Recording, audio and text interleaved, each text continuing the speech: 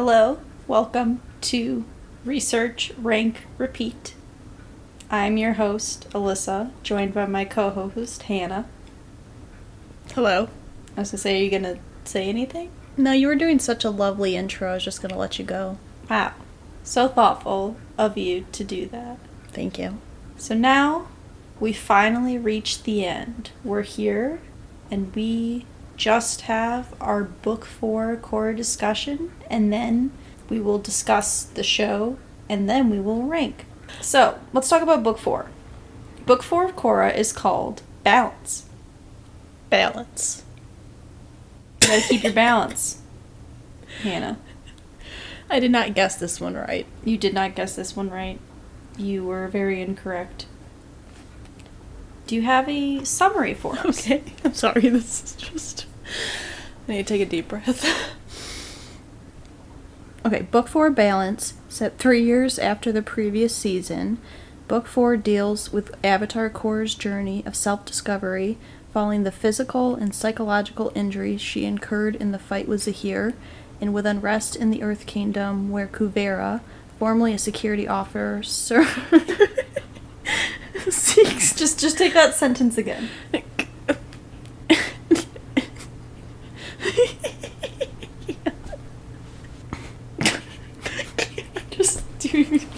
And with unrest in the Earth Kingdom, where Kuvera, formerly a security officer, seeks to seize power.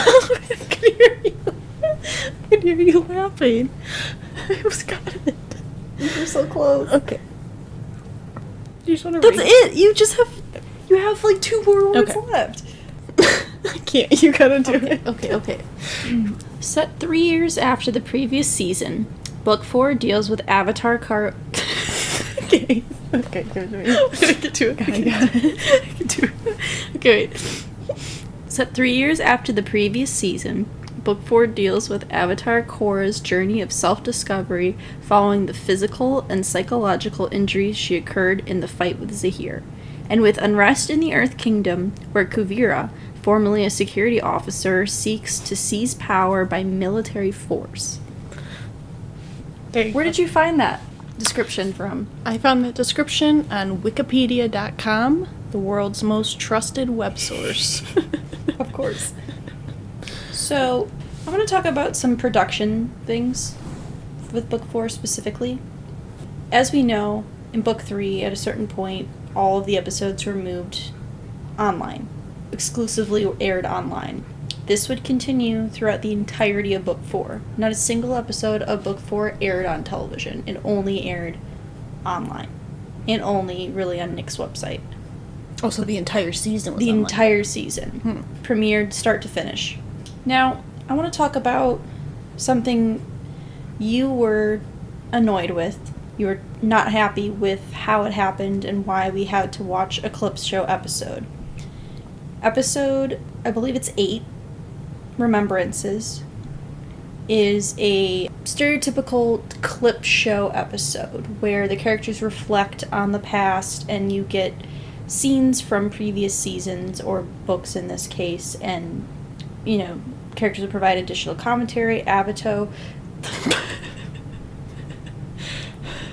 Avatar had its version of the clip show but in the form of the play. Right. But they didn't have to reuse animation. They made all their own and they did a version of that. Well, and a lot of shows do this episode. It's very common in cartoons and anime do this type of thing. They have an episode that's let's reflect on what's going on and, refresh people and whatever. So here's why it had to happen though, and why it aired in a very weird placement. Because it was in the middle of the season. It wasn't at the end. Normally it's either at the very end or right before the finale or at the very beginning of a season is generally when they do a clip show episode. I feel like that's what threw me off the most, was because normally you don't do it when you're in the chunk, the thick of your plot. Yeah. And I felt like it was just so randomly thrown in there, and it was kind of just 20 minutes of me wanting the next episode to start. I looked up some information online. I went to both of the creators of the show, Break, they both had Tumblr accounts at this time that they would post information and art and whatnot. And so before this episode came out, Brian posted a post that talked about why this had to happen. So during their production of Book 4, their budget was significantly slashed. Just during it. They didn't have any warning, it just happened. So they really only had two options. They either were going to have to let go of some of their staff before the end of the show, or they had to make a clips episode so they could save on animation budget. And clearly they weren't going to fire their staff right before the show ended, also because they needed them for the finale. They did what they could and made the best of a bad situation. And also, like, the part with the Varric stuff was fun. Yeah, we kind of said there was 3 different segments, and each one got better than the one before it. And I agree, like, the Varric part I did enjoy, but also it's just, I would have rather seen 20 more minutes of plot. And here's where you're going to be a little upset, because what we ended up losing is Kuvira backstory.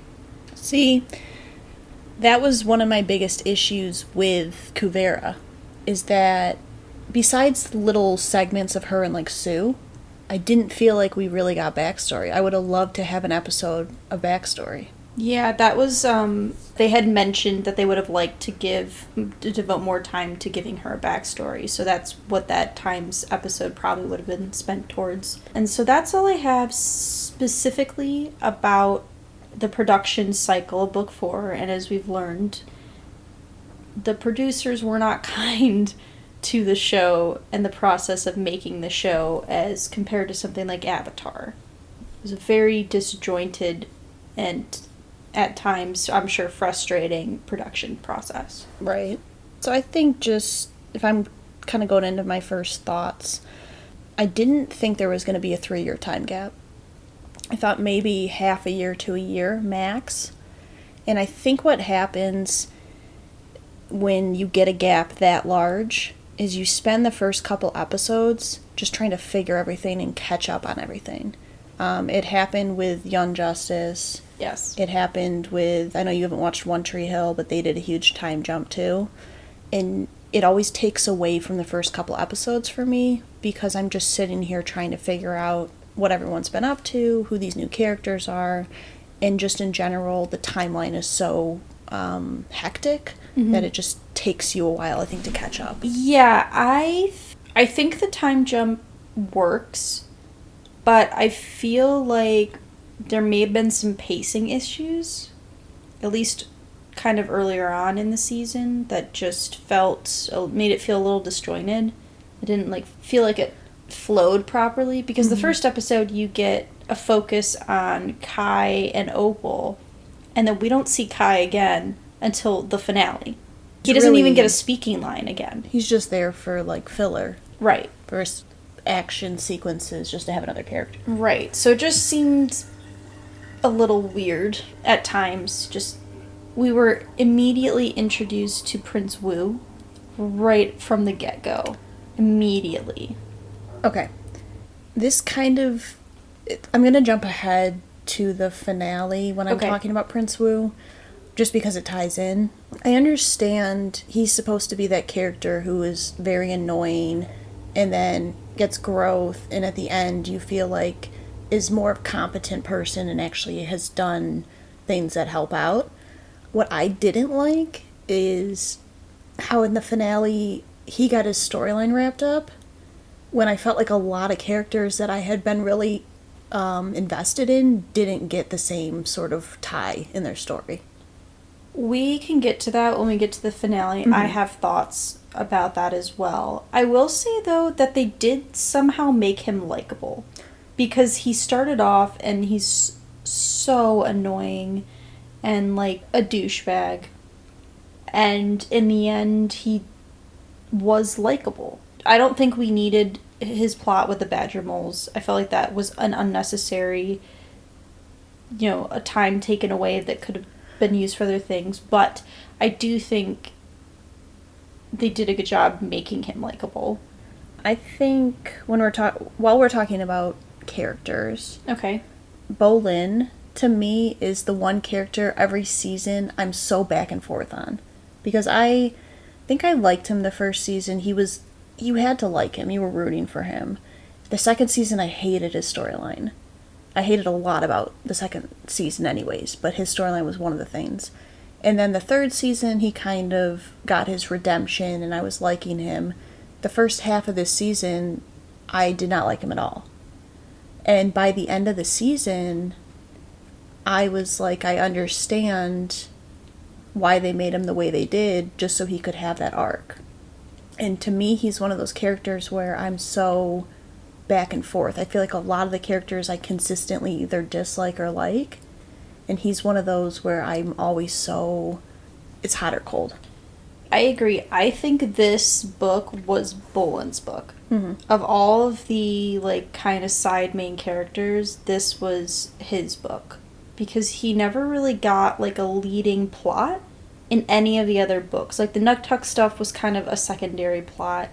Everything with book 3, he was very secondary. He didn't really, they had him and Mako with their family, but again, it wasn't really a focus. But his stuff with Kuvira, I thought made it very interesting to have, like, good guys working with the villain. I really honestly liked that stuff. Mm-hmm. Him and Varric as a combination is, like, maybe my favorite character interactions of the entire show. Yeah. They work off of each other so well. They do. I think of all the older characters who appeared, like Zuko, Katara, even Aang, Toph was the best role. I thought the use of Toph in both Korra's story and the Beifongs in general, I thought they used her perfectly, and the depiction of old Toph I thought was perfect. Yeah, I think I said something. I said, this is what I pictured her as, like, as an old woman. And I agree. Like, every scene she was in, she brought something to it. And it didn't feel forced. It didn't feel like they were just trying to throw Toph in there because she was on the show, on Avatar. And I really loved her storyline. Yeah, I mean, can we just briefly touch on Asami's storyline with her dad? Sure. Because when I first saw that she was getting a scene with her dad, I was actually really excited. Yeah. One, because her dad looks very handsome as an old man. He looks... I want you to look up a picture. Just look up Hayao Miyazaki, who, one of the creators, like, Studio Ghibli, or Ghibli. I think you can pronounce it either way. I don't know which is correct. Just look up a picture of him, because they had to have modeled the older Hiroshi after him. Okay, I will. But I got really excited, because I felt like for the first time in a while, Asami was getting a storyline that didn't have to be tied up in everyone else's. Right.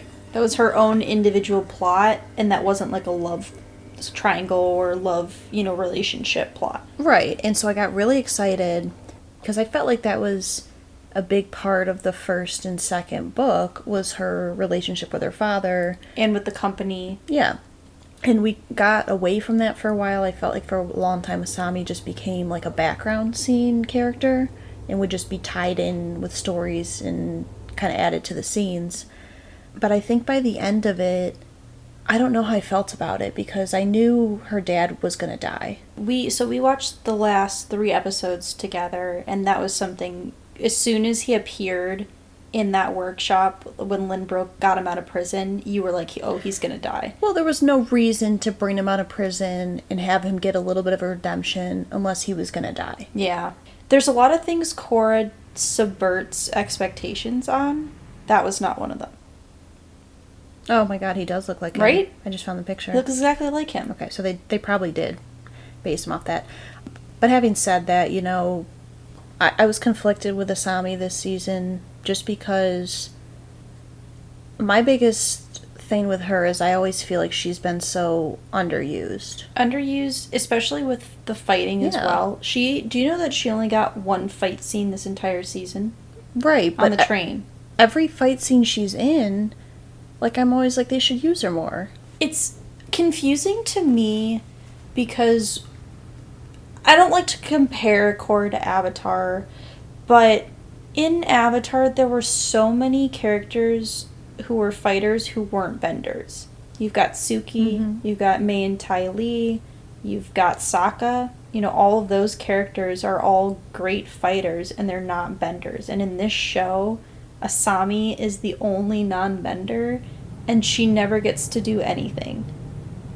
Very rarely, I will say. Book 3, she got a lot more to do, but in general, throughout the entire series, in terms of fighting, she is utilized the least. Yeah, and to me, it's a shame because it's disappointing. Every time I watch her fight, I'm like, she's actually a very good fighter, considering the fact that she doesn't have any sort of bending. Right, and she's got the cool Equalist glove still, Yeah. and I love that she uses that. Because every time they go out on, like, a mission, I always know she's not going to be with them, because they're not going to use her in the fight scenes. Or she's the chauffeur, or she's the driver. driving, yeah. So that I guess bothered me, this book, and I guess throughout the show. I do want to shift gears a little bit. Okay. One of the things that I did like about this season was there was so much conflict with moral values. It is very interesting to see characters who normally would be on the same side not be together, because you get Korra getting questioned constantly.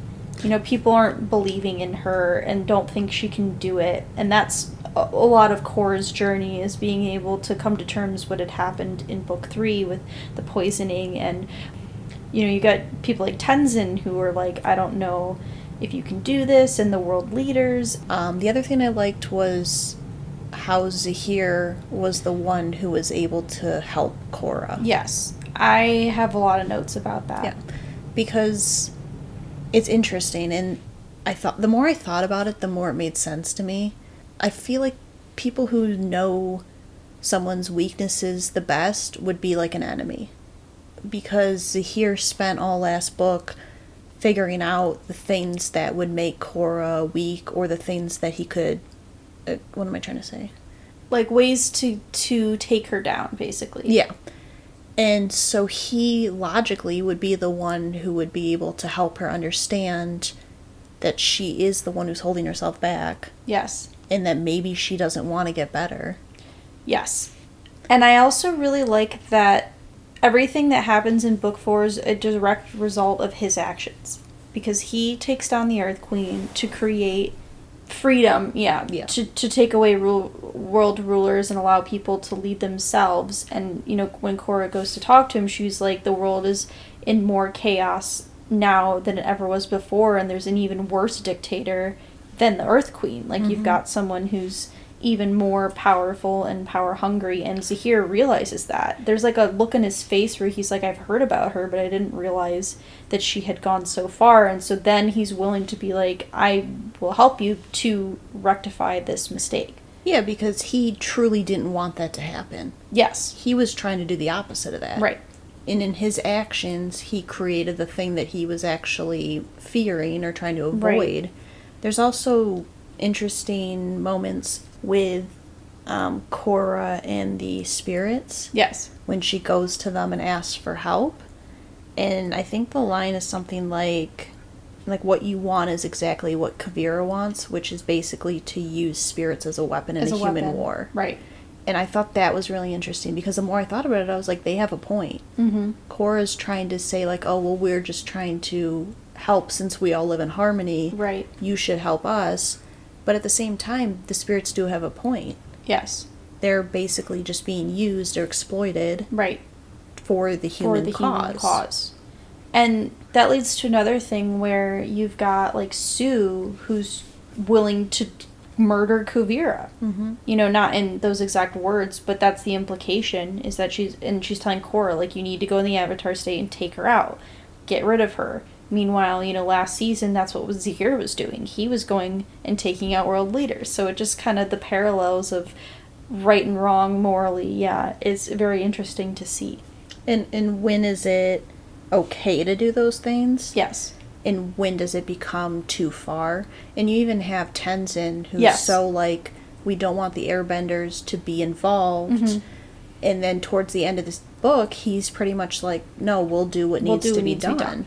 And that's what I really liked about the Fire Lord, this book. because we had heard about the Fire Lord. Fire Lord Izumi is her name, is Zuko's daughter. And she basically says, my country and my nation has spent too long fighting, pointless wars and, using our power to oppress people. And she's like, we don't want any part of it unless it's absolutely necessary. Well, and I think she agrees to use some of the firebenders for defensive purposes. Yes. But she's like, we are not attacking. Yeah, no, I love that scene. And I thought that was a good insight into seeing how the Fire Nation progressed from that time period. I guess I kind of want to get into talking about Korra. Okay. So I figured there would be fallout and there would be ramifications from last book. Well, if you remember, we ended with Korra shedding a tear in a wheelchair after she had been poisoned and beaten and basically broken by Zahir. And it's... how do I want to say this? Like, I thought certain aspects of her character they did really well. Though you talked about, like, the PTSD. It's interesting because I didn't do a ton of research into it, but I don't know if any children's shows have dealt with PTSD and done it in an effective manner. Yeah. And I think you mentioned it, she keeps getting told by all these people that she's not needed. Yeah. That they have other people that can help. I mean, Tenzin keeps mentioning he has all the airbenders. Toph says that to her too. She goes, well, they don't need you. And so I feel like part of her is just so down on herself because she feels like she doesn't really have a purpose anymore. I think another part of her too is just so scared. And that's what Zahir kind of says to her. He goes, you clearly don't want to get better. Mm-hmm. And she kind of argues with him, but at the end she does realize that she's probably the one who's holding herself back the most. Yeah. It's interesting that Korra, from previous books, she relies on her strength. She relies on knowing that she's the Avatar. She's mentioned that more than once, that like all she ever wanted to be was the Avatar, and she's always seen herself as this figure and this, I don't want to say a superiority complex, but like she was willing to take on the role. Because Aang, he understood the humanity aspect, but he never wanted to be this like figure, this Avatar, this like leader, and he had to come into that role. Where in this show, it's more about Korra already understanding the role of the Avatar, and she has to come and learn the humanity aspect that Aang already had, which I think is a really nice parallel.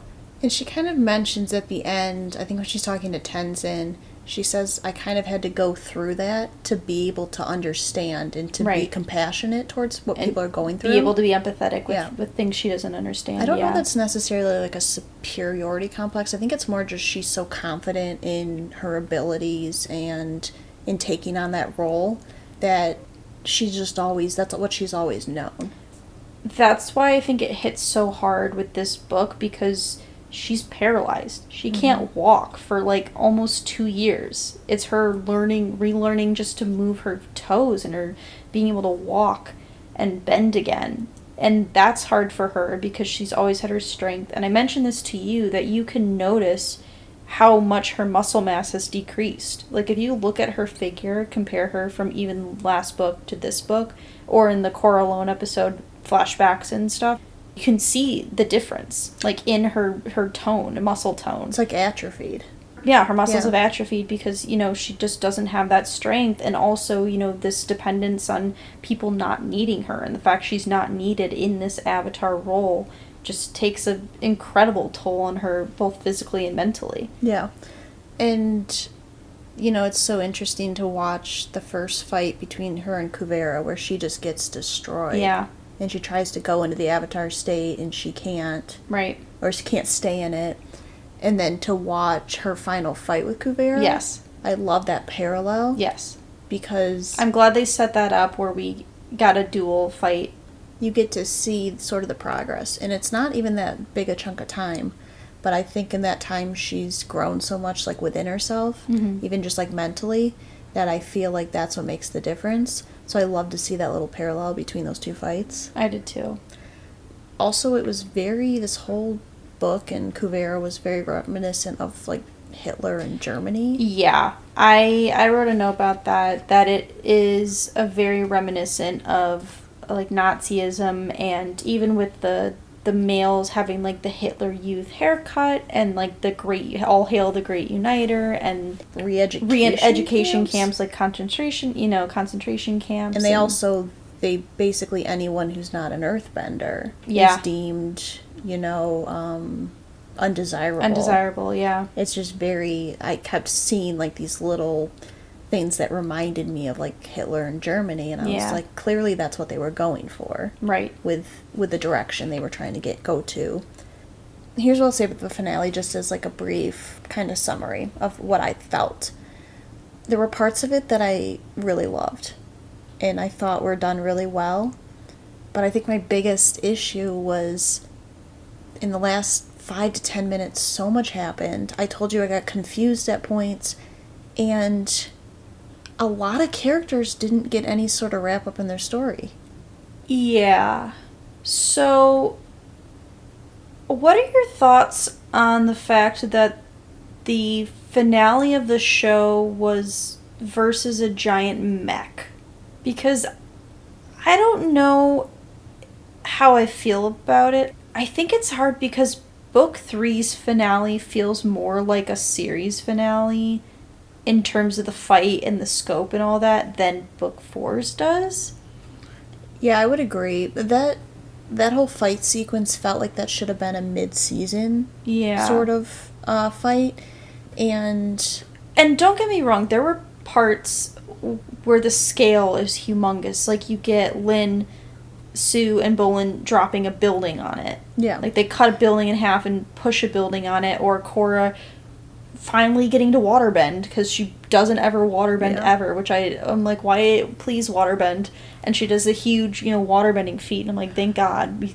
And some of the stuff with Korra was really well done, and I like seeing all the airbenders work together, but something about the way it played out, I just wish, I don't know, I just didn't feel finale worthy. I did like, during that fight scenes, getting to see, like, there was a scene where Tenzin saves Jinora. Yes. And then the two younger siblings, Milo and Iki, come and save them. And then it happened, I think Sue saved both her nephews. Yes. Like, I liked those little moments, but I agree with you. Like, it didn't feel like the end of a show. Yeah. And even, the whole Varric wedding, it was a way to bring them all together. Yes. But I also just, after the wedding, you basically get maybe 5 minutes. Yep. And it was just so strange to me, because it's like, a lot of times the end of a show, you kind of get a sense of where the characters are going to be going. Yeah. And besides maybe 3 or 4 of them, I really didn't have a sense. One thing that's always bothered me, since I watched the finale years ago, the fact that Bolin didn't get a proper send-off. Mm-hmm. Because you get a Korra conversation with Mako, you get a Tenzin conversation, you get an Asami conversation, you don't get anything with Bolin. You get him officiating Varric and Julie's wedding, which is very nice, but then you don't get any interactions with him, with any of the main cast. And I just feel like that's always bothered me, because Bolin and Korra didn't get a moment the entire season, this whole book. When he comes back, you get a little cheeky Korra smile, which I love, and then her and Mako hug him, but then they don't ever get a moment. I think, too, with how Bolin got such this, like, nice arc this book, and for him not to get any sort of proper, like, finish, that does bother me. Yeah. What I did like was Korra and Asami getting to basically, like, okay, when did this finale air? This was in 2014. I have a lot of notes to discuss about, but I just want to hear what your thoughts are about the complete final, like, shot, and last few bits.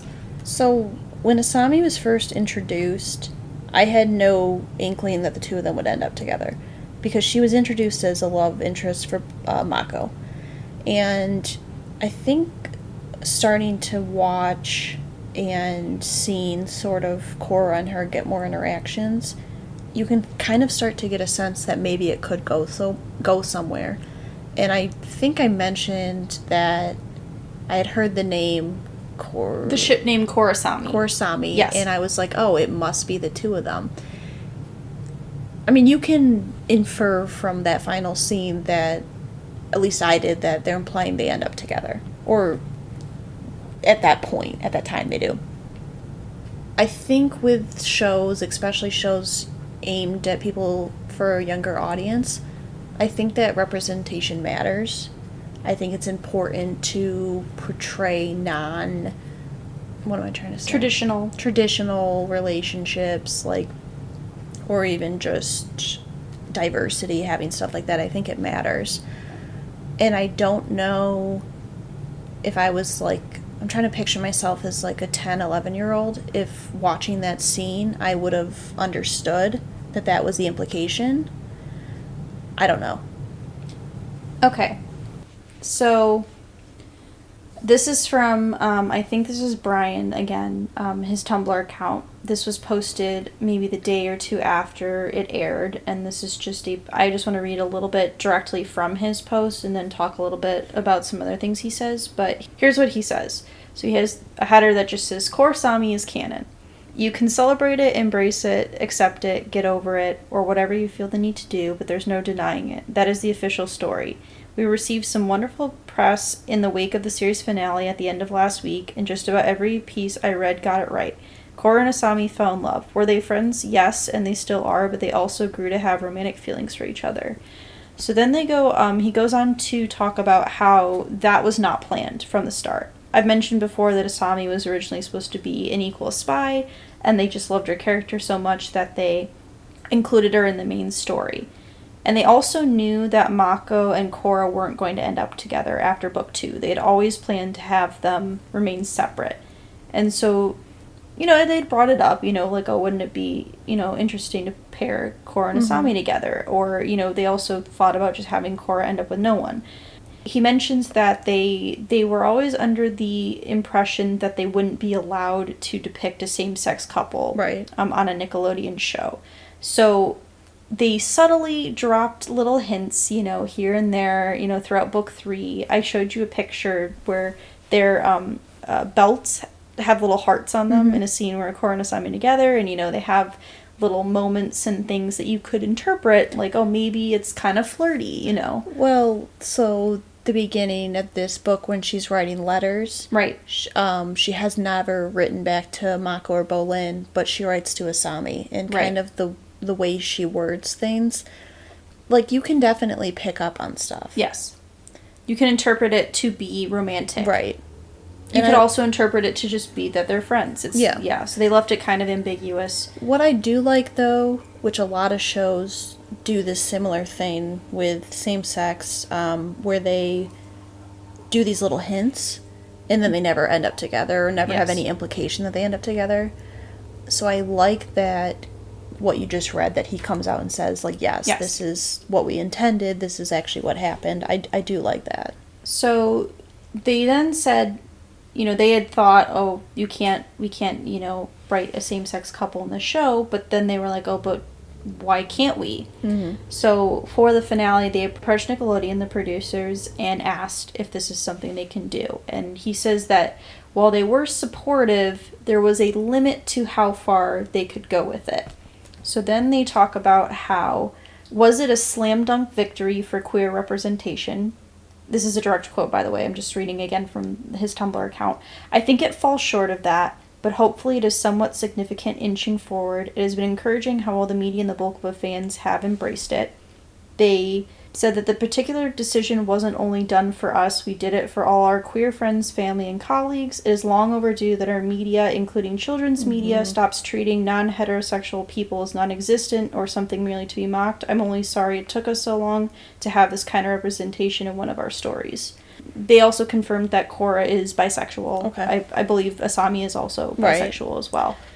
I think that it's sort of amazing to see a show like that, and I don't even know if nowadays, I mean, I don't watch kid shows. I know that there's this show, She-Ra. Yeah. I know that there's queer representation in that show. I've never seen it, so I can't speak for any of that.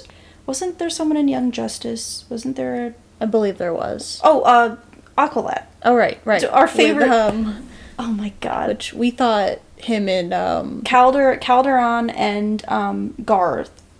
If you've ever seen Young Justice, Calderon is Aqualad. There's an episode in season 1 where he goes home and he's got this girl Tula that he's in love with, and the other guy, I can't remember what his name is, but he and the girl together, Aqualad's sad. We did our own headcanon that Aqualad and the guy would end up together. Season 3 rolls around and you get a scene where Calder is kissing a merman. Which we thought was the guy from season 1. We thought it was the guy from season 1. It was not. It was a different man altogether, which broke our hearts. Still happy, but broke our hearts. 24 hours of just agony when we realized it wasn't. We had pure joy for 24 hours, and then the next episode it became abundantly clear that that was not who we thought it was. But getting back to what I was saying, it's just... When we were kids, I don't remember ever seeing same-sex couples besides, like, Will and Grace, which we didn't watch Will and Grace. Buffy the Vampire Slayer, which we didn't watch, but that was the first on-screen kiss between two women. In Willow and Taylor's a relationship in that show, and they are I'm just thinking, specifically couple. Of when we were, like, younger, like, shows that we would have watched. Because I've seen shows that aired when we were younger for, like, high schoolers that do. But honestly, I know the first time we ever saw anyone who was transgendered was America's Next Top Model. Yes. One of the models was a transgendered woman who was competing on the show, and I remember that being my first introduction to that specifically. But I can't think of... There really was not representation. I mean, I think this is the first children's show to portray a same-sex couple and or like a bisexual character in the show. And I think it was something like, I wish when we were kids we could have had something like that. Oh, yeah. It's just, I think it's good what he said. It's for those people who feel underrepresented, who don't get to look at like a TV show, watch a TV show, and see what their everyday life is like. Right. Also, what they said is that it opens the door for people to do more, because clearly, for the most part, it was a positive reception to that fact. And the fact that, networks can see that it's a positive reaction, that allows them to be more willing to take more risks and allow for more, different forms of representation. Yeah. I think part of me, when I saw that, thought maybe they could be a couple, I was like, well, it was Nickelodeon in mid-2010s. They wouldn't do that. And I remember when the final scene came on, and I was like, they're really going to do it. And I didn't know to what extent they would. I didn't assume they would have them, like, kiss or anything, which you said, there was a limit to what they could do. Yes. But I think the fact that the implication was there and that they've come out and said that that's what they intended to do, I just think it's, I don't know, I just think it's, like, an amazing thing. Like, I would love for, like, my kids to be able to watch something like that. I remember being online while it was airing, even in book 3 and especially in book 4, where people were very much like wanting, Korra and Asami to get together and be a thing, and people are always like, oh, but I don't know if that would be allowed, Yeah. And I remember watching the finale, and I assumed, well, one, that her and Mako talk, so I'm like, I don't think that implies romantic relations. I think that's more of like a friend, like bond kind of thing. And then I was like, oh, okay, we get a final scene with Tenzin. I'm like, that seems like a good way to, end the journey. And then Asami shows up, and I'm like, oh, interesting. And then as soon as they held hands, I was like, okay, this is for sure. They're trying to depict, a more than friends scenario here. And I think it's interesting, you were reading off his Tumblr that he said, it started out as a friendship and it can grow into something more. And I think it's happened with certain TV shows where certain actors or actresses will just have this chemistry, and they don't even intend for that relationship to be a thing, but when they see how fans react to it and how stuff like that, it kind of can push them and motivate them to go that direction. But I actually love that was the final scene. Yeah, the music was really like tender and light, and it sounded very romantic. Yeah. You know, it gave it that sort of feel, and it was a very like simple. I liked that there was no dialogue. I liked that it was just like them together and just peaceful. It relied on showing, not telling. Yes. And I didn't think there really needed to be like dialogue there. I think what's also something I noticed is, so the last line of Avatar is, I think Toph is like, "You all look perfect to me." And then when they're going on this trip in Legend of Korra, Sami says, "Sounds perfect," or Korra says, "Sounds perfect." So it ends like, they both kind of end with the same kind of dialogue, and also ends with the, you know, Katara and Aang kissing at the end, you know, leading into the finale. So I liked that it was a similar type of feel, but, you know, different enough. Mm-hmm. I think when I look back, and if I go back and rewatch the show, the finale to me would kind of just fall mid-pack in terms of finales of shows I've watched, but that specific scene to me would be one that I remember. I would completely agree, because going into this, I had mentioned that I hadn't watched it all the way through in a long time, and in thinking about book 4, that was for sure one of the scenes that I was, you know, I could vividly remember. It's good to see, and I think even though maybe it's not as important now, because, I mean, representation still has a long way to go, but it's a lot easier to find different forms of representation in media for both, you know, adults and children. Yeah. But I think it still sends a really good message and has a really good, I don't know what the word I'm looking for is.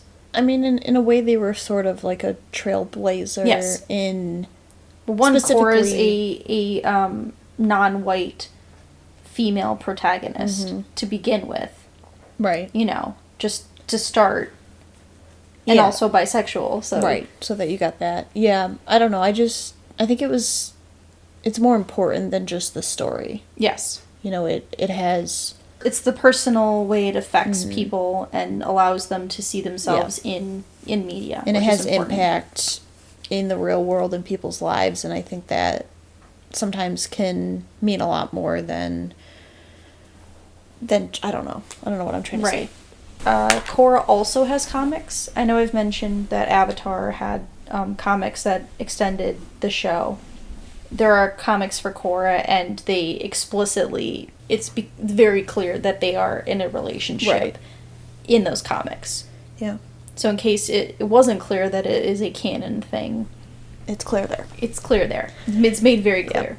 I mean, that was pretty much all I had to say about the finale. Yeah, that's really all I have about book 4 specifically. I've got some things to talk about when we talk about the end of the show. We can get into that. Well, I guess we can start with favorite line. The one I chose, I've just always stuck with me. It's always stuck with me, and it's a quote I always remember, even after the show's been over, and it's specifically, it's from the scene from Korra Alone, where Katara and Korra are talking, and she is, like, at her wit's end. You know, she's just, like, basically yelled at Katara about how she can't heal her, and she's, you know, doing all this, and Katara's talking about Aang. It's a couple sentences, so I'll just read the whole thing. So Katara says, like, he chose to find meaning in his suffering and was able to eventually find peace, and Korra says, you know, what am I going to find if I get through this? Katara says, I don't know, but won't it be interesting to find out? And I just really, I don't know what it is about the quote, but it just has always stuck with me, and I think it just is so impactful, like, on Korra's journey throughout this book. Yeah, that was one of the quotes I considered. The one I went with was one that, I don't know why it's, like, stuck out to me. It was actually, what's his name? The kid we were just talking about who doesn't get a lot of lines. Kai? Kai. Okay. And it was maybe the first episode, and they're in the town trying to help get them the food. And he's talking to, like, the... Oh, the town, like, the mayor guy, yeah. And he said, Kai goes, for what it's worth, I think you made the right decision. And the guy goes, did I ever even really have a choice? Yeah. And just something about that, like, stuck with me. I immediately wrote it down, and I kept going back to that one. Because it's true. The way Kuvira was going about it, they didn't have a choice. Yeah. Comedy-wise, I could have picked so many Varric lines. Yeah. There were... Pretty much any of his. Any of Varric's lines Yeah. could have fit. His stuff is great. Special shout-out to Varric. Best scene? Yeah. This is the category I struggled the most with. Mm-hmm. Because I think one of the things Book 4 really excels at is it does small moments really well. So I had a ton. I just want to, like, mention them. Do you just have, like, one that you want to do? I have a couple. Okay, so... One of mine was the scene between Korra and Katara that you had just mentioned. Just because I love the dialogue, I also just love that for the first time you kind of got to see her have a little bit of hope. Yes. So I love that. Another one I considered was Korra and Zahir. Okay. Because I really loved the dialogue between them, and I loved how you could see in Zahir's face that he didn't intend for what happened to happen. So that's the one I actually ended up picking. Okay. But so I went with the final scene. I had that. It was on my list, yeah. Just because, like I said, I think it meant so much more to such a huge group of people. Yeah.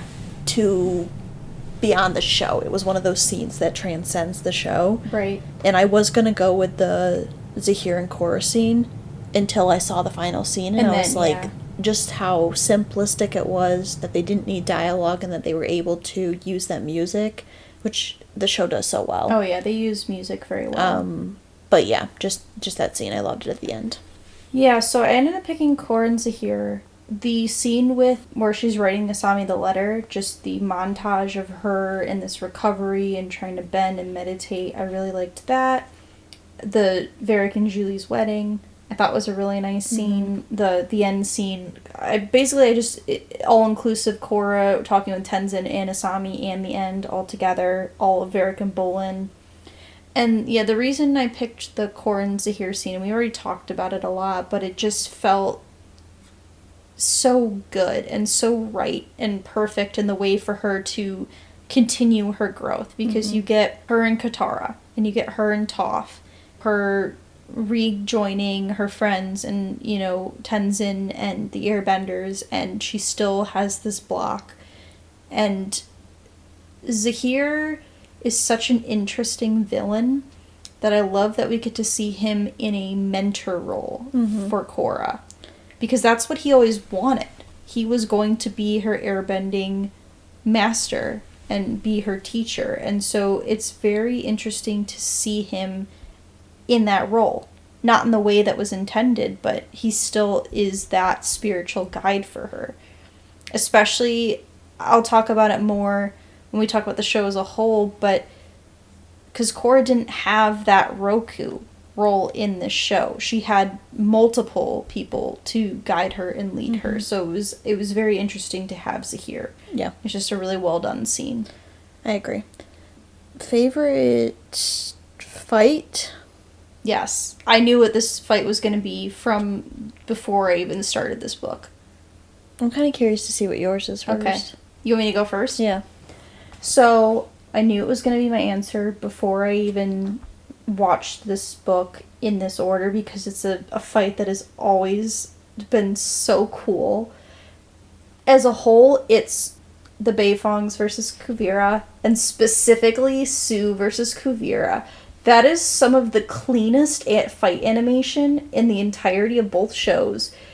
The utility of metal bending is so well done. Her making the shield is like the best 3 seconds I've ever seen, and then she pulls the pole off, and there's whips, and Kuvira's... It's so well done. It's a short scene, but it is so well done. Let me just read you a quote. Excuse my language. Sue v. Kuvira fight is fucking clean. Yeah. Mine was the exact same fight. Great. I went back and watched that scene with the armor part maybe 10 times. I watched it 3 times. Because I literally I saw it happen, and I was like, wait, hold on. I didn't catch it the first time. I was like, what just happened? But I love metal bending. I love to watch it. And just to see two people who are so good at it, and to watch, like, how intricate it was, and it was amazing. My favorite episode actually was Operation Bayfong. Okay. I loved the character interactions. I loved to see Toph and Sue and Lynn. My favorite was when, how are you doing, Mother? I told you never to call me that. Yeah, I wrote this note. I said, Lynn and Toph greeting each other saying, "Hey, Chief." Yes. Is me and Alyssa levels of awkwardness. Yes. It's So like, I oh, wait, relate. haven't talked in a while. Try like 30 Yeah. years. I love the fighting scenes. And the music. Like, I got the biggest chills when Toph comes and just earthbends the shit out of everyone at the end, you know, when she comes and Yes. saves them all. And just that whole episode I loved. There was just something about it where it was, I think it might have been the one, I don't know if it was the one right after that recap. No, so it was two the after? recap. 10 Okay. was Operation Bayfong. But just, it was like 22 minutes, and the entire time I just felt so glued into it. So that was a runner-up episode. I wrote in my side note that episode 9 and 10 are very, very solid episodes as just like looking at an episode basis, but I ended up picking Korra Alone, the second episode. And the reason I picked it is I think the structure and the way they're able to go from scene to scene is so well done.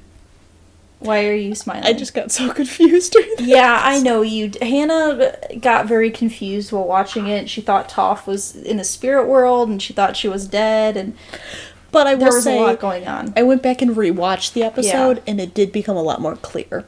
One of the things I find really interesting about the episode is Spirit Korra.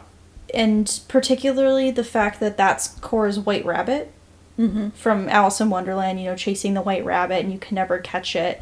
And this whole episode is her trying to grapple with her inner demons, you know, her white rabbit, this Spirit Korra from her fight with Zahir.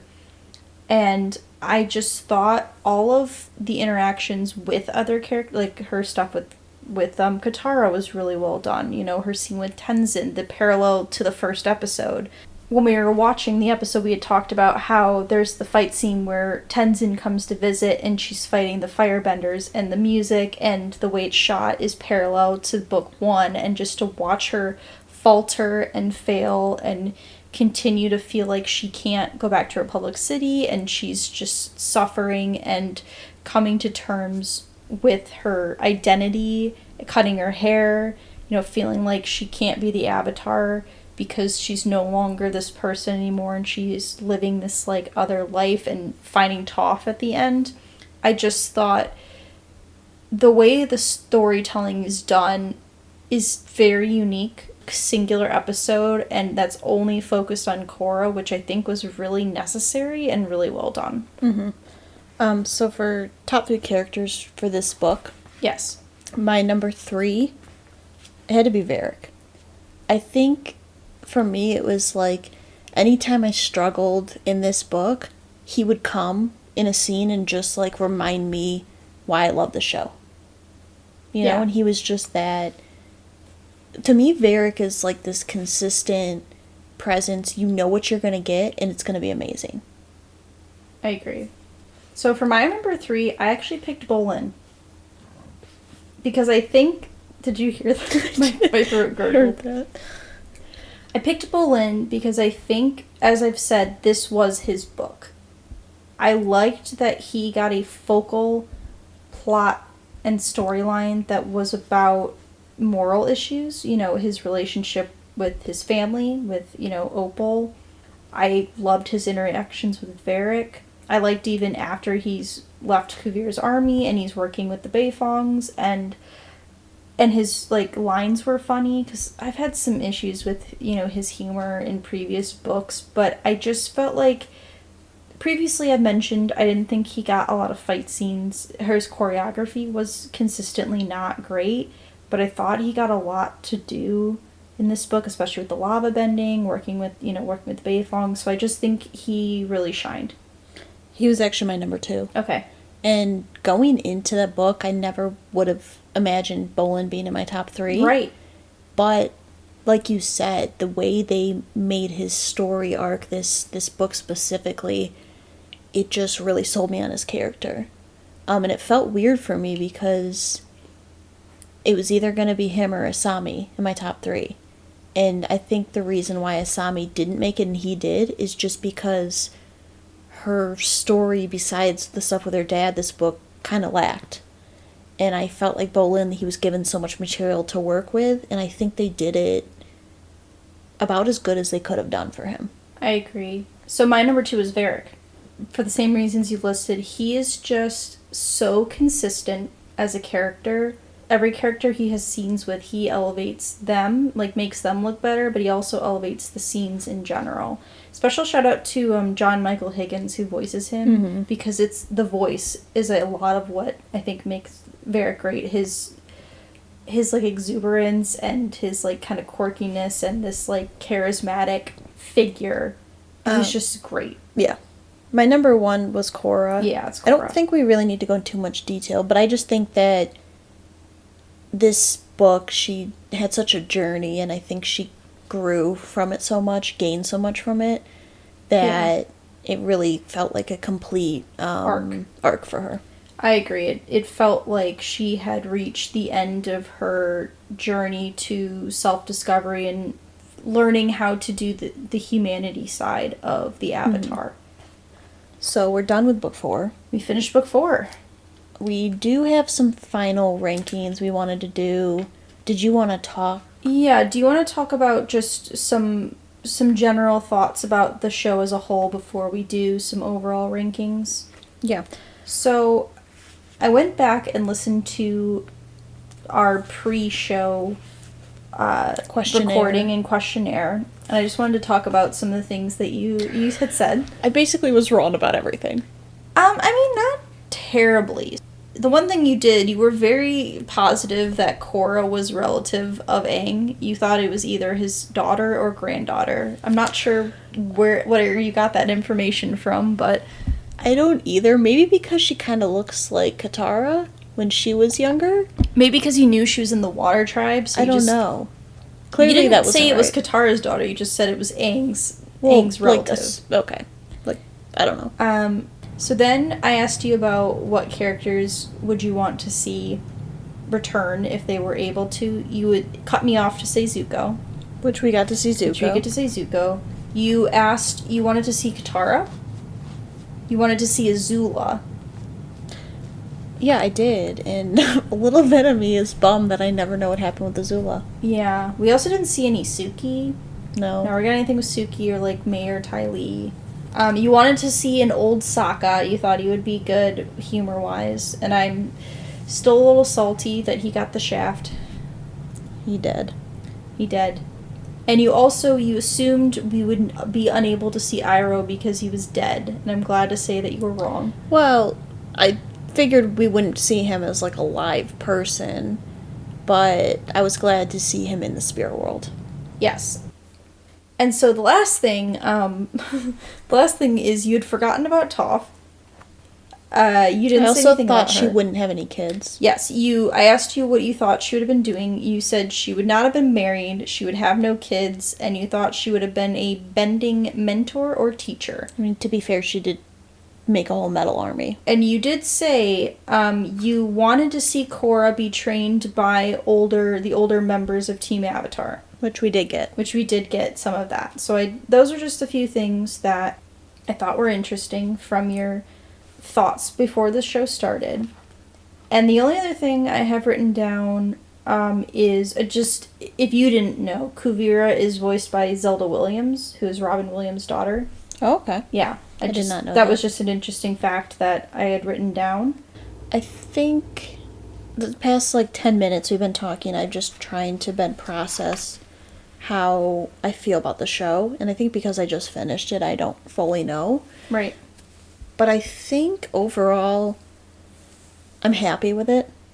I think we got to see a lot of really interesting characters. I love to see Korra, just her whole journey she went through.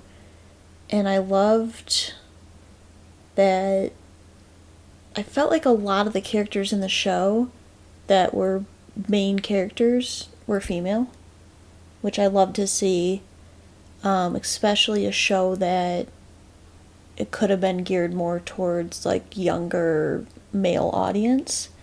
So that was cool to see. I think if I had to right now compare Avatar to Korra, which one was my favorite, I probably would still give it to Avatar. But having said that, I think I had lower expectations, and I think this show actually like exceeded what I thought it would do. So I think overall, Korra is a good show. Mm-hmm. I think collectively it is not as strong as Avatar. Part of that is due to production issues. I think that really hindered a lot of things. I think part of the reason why Book 2 does not work is because it wasn't in production at the same time as Book 1, so it feels very disjointed, and issues with Book 4, issues with, within the way things were done, and the fact that Avatar was so cohesive and they were given the freedom to do what they wanted, whereas this show, I think about what it could have been, how they could have done things differently, and I think that's the one thing that's hard, is it's like imagining how things could have been different is like makes me sad, because part of me thinks it could have been even cohesively could have been better than Avatar, because there's some things they do really well. I think small moments are done amazingly well in Korra. They're able to capture things and topics that they weren't able to do. They're able to explore new moral issues or relationship issues because the characters are a little bit older. Mm-hmm. And murder, the airbending, killing the Earth Queen, like that would have never happened in Avatar. So I just think that it's hard to compare Avatar to Korra because the structure also is so different. The way that there's a new villain every book, the way that there's a different theme, and there's not one big bad to fight at the end, I think leads to different dynamics and a different story structure that makes them hard to compare, like parallel. But overall, I really like Korra. There's a lot of things that are done really well, but there are some issues, Mm-hmm. unfortunately, that keep it from being like an amazing show. I agree. So what we're gonna do is rank all the seasons in order. Yes. Yeah. Yeah. So we're gonna do what our favorite episode was of the whole series, and then also our favorite either scene or like fight Mm-hmm. sequence. And also we are going to have a top 5 character ranking. Mm-hmm. Okay, so I think we should start with the best episode, our Okay. favorite episode. I have to go with, it's technically 2 parts, the beginnings. Mm-hmm. It was so interesting. I loved the kind of storybook animation they did on it. It was a really interesting story, and I also think like that fight at the end between Rava and Vatu. Rava 1 and Vatu. Yes. No, Vatu and It's Juan. Juan. Yes. Oh, yeah, okay. Rava and Juan, when Okay. they combine. Yeah. I gotcha. But anyways, I really love that, and that was one where I was like, if they had made that into a show, I would have watched that show. So that was my runner-up favorite episode, or my honorable mention was Beginnings Part 1 and 2. Korra Alone is my favorite episode of the series. For all the reasons I had, mentioned, I've already talked about it a lot, but I think the structure is done so well that I don't think there's a wasted moment in that episode. There's nothing about that episode that I wish would have been done differently. So I didn't really do a favorite fight, I just did my favorite scene. Okay. And it was Janora's scene where she becomes an Airmaster. Yep. I loved that moment, I loved the music, and I loved seeing the comparison or the parallels of how happy Jinora was to how defeated and down Korra was. And it wasn't a lot of dialogue. So to me, that scene was just so complex. But the music, I just remember, like, I got chills. I guess if I had to pick a favorite fight, probably actually Tenzin versus Sahir. I just loved to see how powerful Tenzin was, and I love that whole sequence of fighting. So for the fight, I picked Vatu versus Juan, and then eventually him and Raba combined together to become the Avatar, and that, I mean, for the reasons you said, begins with part 1 and 2, is the music is so well done, the visuals are great, the storytelling is really well done. And for my favorite scene, I picked the ending to book 3. The Jinora getting her tattoos, the song Service and Sacrifice, the way it makes me feel emotionally. I think I've cried every time I've watched that scene. And I've seen it a couple times, and I either always tear up or cry because it just hits you so hard.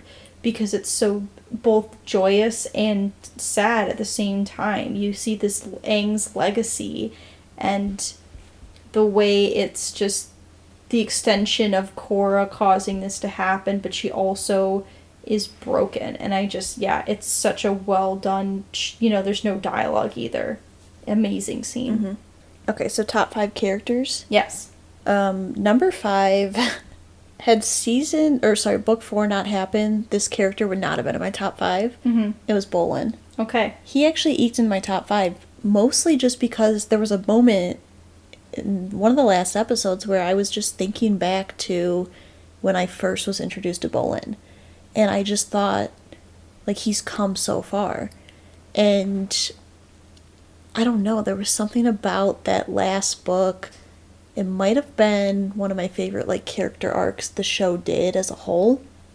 But just seeing him come into his own and being able to watching him lava bend in those scenes, and just remembering where he was at the first book and kind of just being like a sad puppy dog, like in love with Korra. It makes me sad to think, like you said, that he didn't really get his proper tie-up ending. So Bolin almost made my top 5. But I had to give the 5th spot to Zahir. Because I think he is by far the most compelling villain. Every scene he was in was so interesting. The way he thought about things and the way he spoke, and the fact that it was an airbending villain.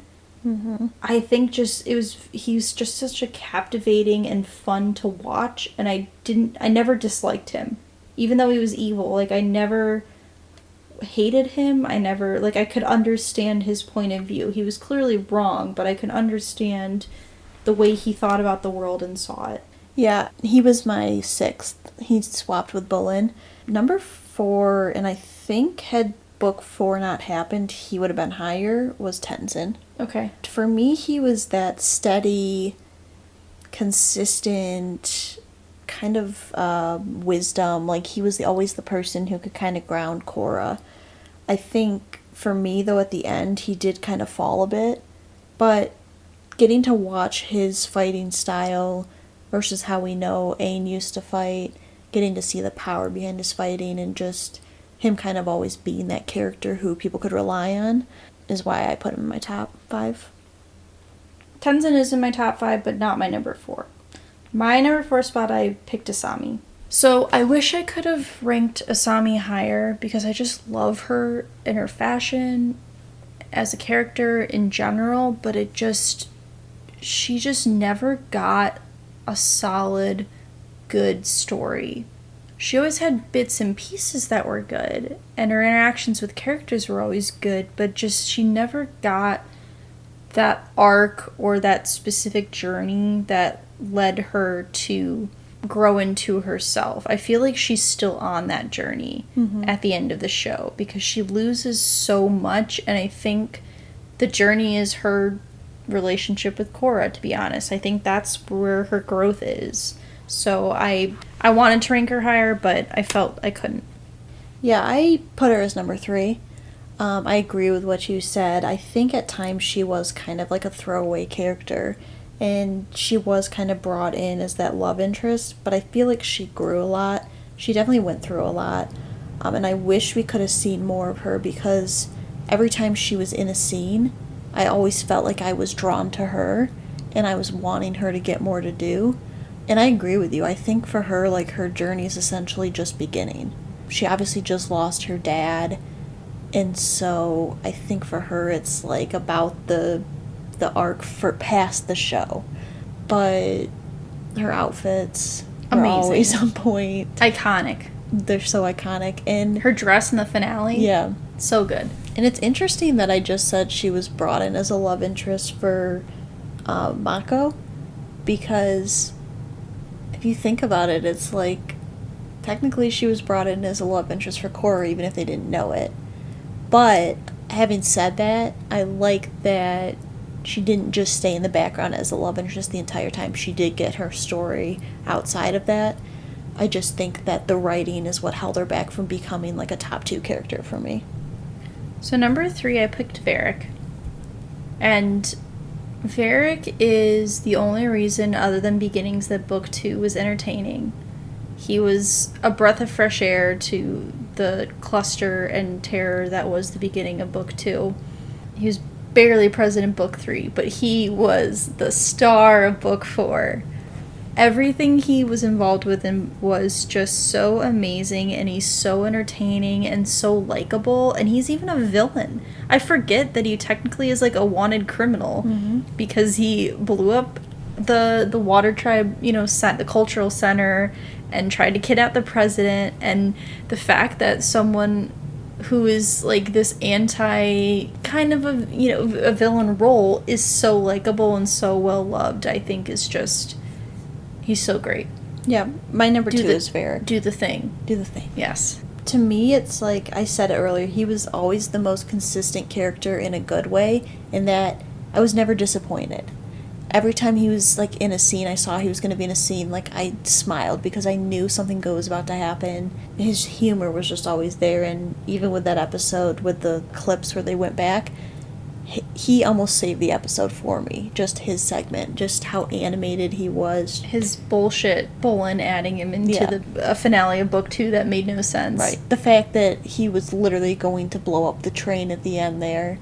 Like, just everything about Varric. And it's so interesting because, to me, when he was introduced, I didn't realize what a big character and one of my favorite characters he would become. And so it was just, I don't know. I love to see him in it. You'd love to see a late edition character become a fan favorite. Yeah. So number 2, I picked Tenzin. And I honestly am okay with how little he got to do in book 4. I feel like book 3 was what book 4 was for Bolin. Book 3 was Tenzin. We get the resurgence of the Air Nation and him trying to rebuild and regain this sense of normalcy and culture and passing along, the family lineage, because, his dad was the last airbender. And he now is able to continue and evolve the legacy. And he was always this mentor and, advisor to Korra. He's also just was so interesting to watch as a character. And I think when we get to book 4, Korra doesn't necessarily need him the same way she had previously. So I think that's why it works that he's not necessarily like a main role that he had been, even throughout all the other books. 1, 2, and 3, he was a bit more involved in the story. And I think it's okay that he wasn't. I mean, I always wish he would be involved more, but I think his role was fine. I've always really liked Tenzin, and his fighting and role as the mentor is really well done. Number 1 has to be Korra. Korra. Yep. I mean, it's so interesting because I remember when the show first started, I was a little undecided on her. And I couldn't figure out why it was that her character was hard for me to figure out. And I think in this last book, when you get to see her learn more of that humanity, and you get to see like all the complexities of her character, and like watching her fight, like she's so strong, she's so powerful. There was a scene in it was one of the final fights where she picks up like 4 or 5 boulders at the same time. She lands and immediately lifts 4 giant chunks of earth into the air. Yeah. And you just get to see her grow a lot. I love to watch character growth. It's one of my favorite things to watch in a show. And to kind of see how she's able to, in the beginning, there's a lot of her that's still there in the end, but she gets so much more complexities to her character, and she learns so much, and she becomes vulnerable. She is able to admit that, she wasn't okay. I don't know. There's just something about watching her fight, watching her just grow, that's amazing to watch. I agree. I think her overall growth of the show is similar in a sense to Izuko. Just the way she's able to evolve and grow, but still, maintain some sense of herself. Because you look at book 1, where Tenzin even said it, she's like, you can't solve, by force. Like, you can't force your way through everything. Like, her idea of solving problems is by fighting. Her versus Tarlok. He's like, didn't you come here to oppress and intimidate me, with your bending? And by the end, she doesn't even want to fight Kuvira. She just wants to talk initially, and fighting becomes the last resort. So I think it's really interesting to see how she's able to keep her sense of confidence, but in a way it's self-assured and it's not at the expense of other people. She's able to work with others and keep true to herself, but also is able to understand other people's points of views. And as she said, learn how to become a more compassionate person, which I think she did become quite a bit more compassionate and understanding and able to relate to people on a more personal level that she was unable to because she said it herself, she grew up in a compound. She never had any friends and, was always surrounded by people who were telling her how great she was and preparing her for this life of, like, grandeur. And so she never was able to understand people in a way that she's able to by the end of the show. Yeah. So we can rank the seasons. Book 2 was the absolute worst. Book 2 is the 4th. I don't want to talk about it. It's rough. Okay, so I ended up going with season 4 as my 3rd. I did as well. Okay. The reason being, and we just talked a lot about it, but I think that the journey for Korra was really great, but the way certain characters were not given time, and we talked about how there was too much, they were trying to do too much stories for characters. The ending wasn't my favorite in terms of how I wish they would have given characters more of a wrap-up. And I think Kuvira, I wish we would have gotten to see more of her backstory, because at the end of the day, I think I may have liked Amon more than her, because at least with him we did get some backstory.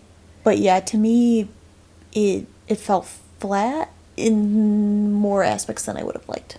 Yeah, I put book 4 for similar reasons. I think there are a lot of small moments and specific scenes that are some of my favorites. I've said Coraline's my favorite episode of the entire show. But as a individual unit, I just think there are some issues that are hard to overlook. Some of the issues with character time investment between characters, and the finale not really feeling like a show finale, I think really affect the way I'm able to look at it in an individual level. Because I was trying to think, if we didn't have this connection to these characters, would I have liked it just looking at it independently? Because the reason I think I like so much of this stuff is because we have these bonds with these characters. Like all this stuff with Sue and Lynn, I love it. But if we wouldn't have had, book 3, and we wouldn't have had, book 1 and book 2, we wouldn't have gotten to that point. So, I don't know. It's got some issues. Yep. Number 2, I went with the book 1. Same. I do think Amon is a strong villain until the end, kind of falls flat, but we did get to learn a lot about his backstory. I also think, to me, which it made more sense once you told me it was just supposed to be the series and be done, it did feel very complete. It felt wrapped up, the way they ended it. I liked a lot of the, like, writing and humor in the first book. And I don't know, it's just, I think it was exciting for me. It's always exciting to get into a new show. And I think a lot of times the first season of a show can suffer. But I felt like we got strong enough characters the first book that I didn't feel that. But, just in terms of what we got for a villain, what we got in terms of character interactions. Obviously, there wasn't a ton of development just because it's only the first season. But I enjoyed it. I think it was maybe, for me, the most, like, lighthearted, enjoyable book. Yeah, so I put book 1 as number 2 as well. I think that book 1... I think that book 1, as a season, is really well done with the exception of the finale. I think that they were able to do anticipation and suspense really well from episode to episode. And I think there are some pacing issues, and the finale has some issues, but I think because it was intended to just be a miniseries, I think that really helps the book feel very cohesive and great characters. There's a lot of great fighting. I think while there are some issues, it's very strong and it is fun. To me, season 3 is, if you look at it as a collective season, it's so much better than the other 3 books. I'm honestly, with all of the production issues Korra had, I am amazed that book 3 was able to happen. Because it is so strange how good book 3 is. I think I talked about how I think book 3 is the best book between both shows. Just looking at an individual book, I think it just tells the story so well. The characters all shine. All of the villains are great. The way the story builds from start to finish and the storylines they decided to go with all work so well. Yeah, it's the most compelling group of villains. I loved so much of the fight sequences. The character interactions were so good. The way they group certain characters together, you wouldn't necessarily expect them to work. The new characters all worked really well. And like you said, a lot of characters got really good moments. And it was just so much stronger. As soon as I started writing down the list to rank the books, it immediately was my number 1. And I was like, it's not even close for me. I don't think there's any question that book 3 is exceptionally well done. And it's so strange that it is so clearly the superior book that it's hard for me to understand. Like, imagine if all the books were as good as book 3. How amazing of a show would that be? It probably would have been, like, one of my favorite shows of all time. Yeah. But, we talked about the finale so many times. The finale is so well done. Yeah. It feels like a series finale. Yeah, and at times it's like, I almost wish that's what this last finale could have been. Yeah. Because it did just feel so much like a series finale. It is kind of amazing how you can go from book 2 to book 3 and just how big of a jump that was. You think because of how poor book 2 was that they pushed really hard to make book 3 great? Like how I compare Cars 3 with Cars 2? Yeah. I don't know. Do you think that's why it excelled so much is because they were working with such a not great foundation that they were able just to kind of go off crazy with it? And to kind of just erase the drawing board and restart? I don't know, but... they restarted the Air Nation. Yeah. That is not something that you would have thought was possible. That came out of nowhere and just started a new season with a completely, fresh storyline. I don't know. Breath of fresh air. It was as the first episode was called, I think. Yeah, I agree. That is Korra. That is Korra. We did it. We have been watching Korra how many months? Probably 3. Yeah, it's been a long time. Next week, yes, we're coming at you with more of a lighthearted, non-time consuming episode. Very non-serious. Bye. We would like to thank Joseph McDade for our intro music. He provides free music available for all kinds of creative use. The song that we used is called Sunrise Expedition, and you can find it and his other music on his website, josephmcdade.com. If you would like to reach us, you can email us at r3podcasts@gmail.com. That's R, the number 3, podcasts@gmail.com. Or you can find us on Instagram by searching Research Rank Repeat.